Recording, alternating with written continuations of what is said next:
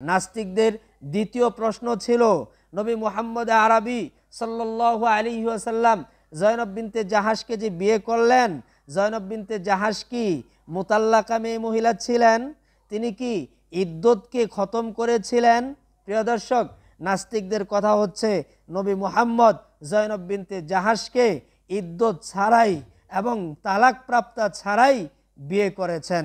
দেখুন, আমরা দেখছি তিনি মুতাল্লাকা ছিলেন এবং ইদ্দতকেও খতম করে রসুলের বৈবাহিক জীবন ব্যবস্থাপনায় এসেছেন।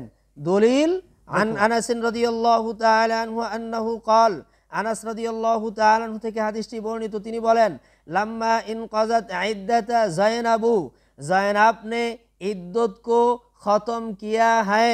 ज़ैनब बिनते जहाश রাদিয়াল্লাহু তাআলা আনহা ইদ্দত কে পূর্ণ করেছেন। খাতাবাহা রাসূলুল্লাহ সাল্লাল্লাহু আলাইহি ওয়াসাল্লাম, এর পরেই আল্লাহ রসুল সাল্লাল্লাহু আলাইহি ওয়াসাল্লাম জয়নব বিনতে জাহাশ রাদিয়াল্লাহু তাআলা আনহাকে বিয়ের জন্য প্রস্তাব পাঠিয়েছেন। প্রিয় দর্শক, নাস্তিকেরা বলতে চায় যে তালাক প্রাপ্তা মেয়ে মহিলা হলে তালাকের কথা আয়াতে কারিমার মধ্যে নেই কেন?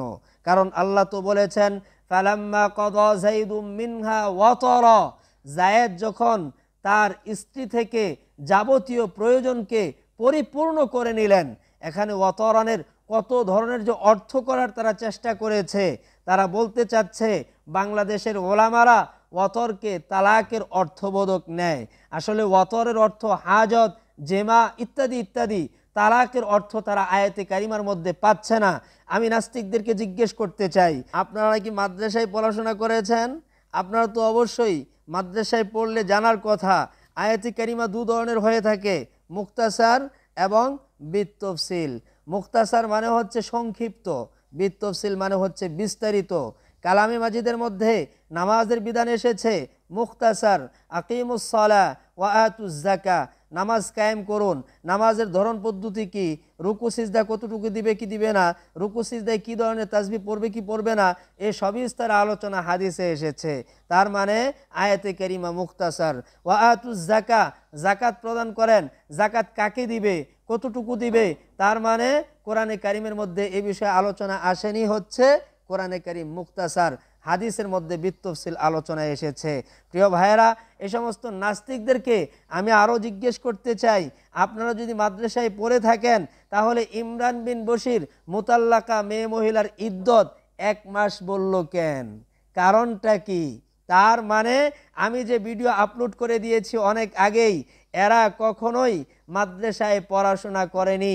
মাথায় টুপি, মুখে দাড়ি, গায়ে পাঞ্জাবি পরে কোরআনের কিছু বিশুদ্ধ উচ্চারণ শিখে এখন আপনাদেরকে জানাচ্ছে এরা মাদ্রাসার ছাত্র, এরা মাদ্রাসা থেকে ফারিগিন আলেম। প্রিয় দর্শক, এরা যদি মাদ্রাসা পড়েও থাকে, অন্তরের মধ্যে আর মস্তিষ্কের মধ্যে অনেক আগেই নাস্তিকতার বিষ বাষ্পতা নিয়েই মাদ্রাসায় পড়েছে, যার কারণে মুতাল্লাকা মেয়ে মহিলার ইদ্দত বলে 1 মাস। লা হাওলা ওয়ালা কুওয়াতা ইল্লা বিল্লাহ। টিভির পক্ষ থেকে আমি আশরাফুল আলম প্রস্তুত আছি, প্রস্তুত থাকবো ইনশাআল্লাহ। আসসালামু আলাইকুম ওয়া রাহমাতুল্লাহ।